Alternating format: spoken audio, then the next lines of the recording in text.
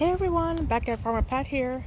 Today I wanted to give you a quick update on the cuttings I took several weeks ago when I moved from my prior house. So I just got back from Jamaica and I had a really relaxing time in Jamaica. It had been raining here a lot, so thank God my cuttings and my plants did well. So the first one I want to show you is my red coat plum cutting. So you guys remember I had a large red coat plum tree at the other home, and I took a small cutting, and within a few days I noticed that the cutting had fully budded out. So what I did was I went back in and I took a huge branch. So this is actually a branch that I just broke off from the tree, and of course all the leaves fell off during the transplant, but you can see it's fully budded out now. It's a huge branch, so I'm gonna have a fully grown red coat plum tree. Look at this, it's actually taller than me. It's about it's about 5 feet tall, 5.5, 6 feet tall. So all of this is from that cutting I took 5 or 6 weeks ago. Hi Chanel, hello. And here is another cutting I took. This is actually from my friend Marcia's tree. This is a red coat plum tree. If you watch the video of Lois's backyard, Lois's 1 acre video I just did, you see where her sister gave me a couple cuttings. Those were full of leaves, but of course whenever you do a cutting, the leaves always fall off. You can take it off at the time of cutting, or you can wait. You can see that little green dot, that right there, that it's already budding out. And here is her yellow coat plum that she gave me. You can see that the yellow coat plum, right beside the red coat plum, the yellow coat plum has green buds also. It's her plums are incredibly delicious, so I'm very happy to see this budding. I actually didn't cut the top. What I need to do, I noticed the top is drying off, so I'm gonna cut it at the dry spot. Oh, look like she wants a little loving. I'm gonna cut it at the dry spot and, you know, make sure that that stays well. But I wanted to show you those are looking great. And then also I took a ton of cuttings from my cherry tree. So here, hi Chanel. So I took these are cuttings from my cherry tree. So I was extremely excited and surprised when I came.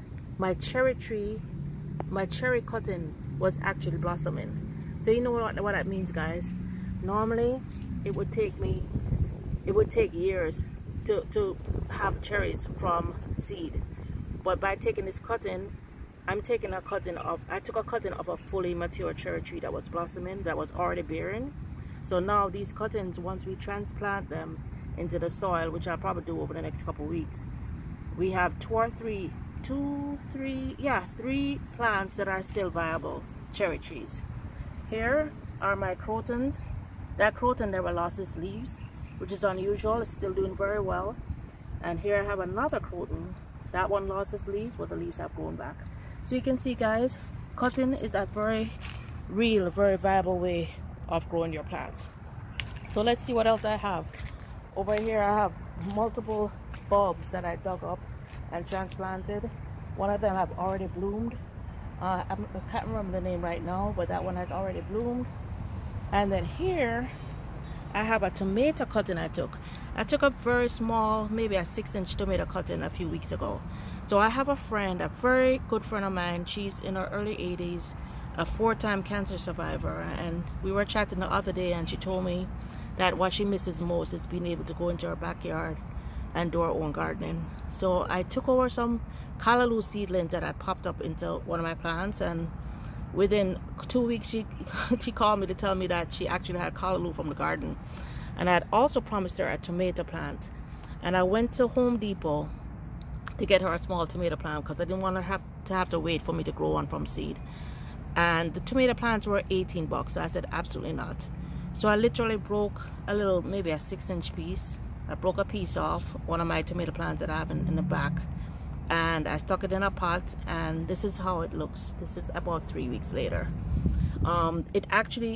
There were actually a few tomatoes on it when I got back, but they were like split open because it had rained a lot. So these are 3 cuttings. You can see where I cut it right there. You can see the cutting. There are 3 cuttings that I stuck in the pot. And my friend is gonna have a lovely tomato plant. She's gonna be eating tomatoes from her own tree pretty soon. Now, of course, you guys know my gardenia, which I showed you in my cutting video, and I will drop a link to that video so you can see it. My gardenia is in full bloom. You see several buds coming out. This was also from a cutting. Anyway, guys, that's all I wanted to show you. I wanted to show you that cuttings do work. There's another cutting. I wanted to show you that cuttings do work. It costs absolutely zero.